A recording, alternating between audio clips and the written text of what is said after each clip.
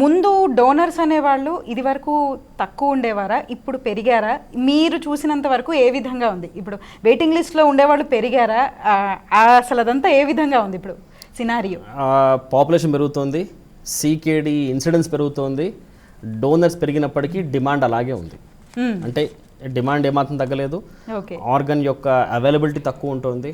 Okay, at the same time ఈ మధ్య awareness పెరగడం వల్ల సీకేడి ప్రాబ్లంతో అంటే పేషెంట్ డాక్టర్ దగ్గరికి వచ్చే వాళ్ళ పేషెంట్స్ సంఖ్య పెరుగుతుంది. ఓకే, ఎస్, నెంబర్స్ పెరిగాయి, డెఫినెట్గా ట్రాన్స్ప్లాంట్ సర్జరీస్ యొక్క నెంబర్స్ పెరిగాయి, సెంటర్స్ పెరిగాయి, సర్జన్స్ ఇంతమంది కంటే ఎక్కువ మంది ఉన్నారు, ఒకప్పటికంటే ఎక్కువ ట్రాన్స్ప్లాంట్స్ అవుతున్నాయి. బట్ ప్రపోర్షనేట్గా ప్రాబ్లం కూడా పెరుగుతుంది. సో ఓవరాల్గా ఒక మాట చెప్పాలంటే కనుక demand and the availability of organ చాలా డిస్ప్రపోర్షనేట్గా ఉంది. అంటే ఒక 100 మందికి ట్రాన్స్ప్లాంట్ నాకు కరెక్ట్ గణాంకాలు తెలియదు కానీ సుమారుగా చెప్తే కనుక ఒక 100 మందికి ట్రాన్స్ప్లాంట్ అవసరం పడితే ఒక 10-15 మంది ట్రాన్స్ప్లాంట్ అవుతుంది.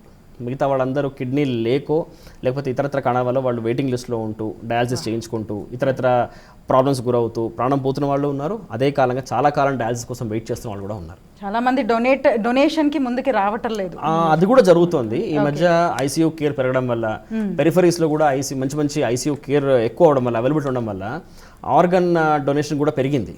బట్ ఇన్సిడెన్స్ ఎంత పెరుగుతుందంటే అసలు ఇది ఏమాత్రం సరిపోవట్లే.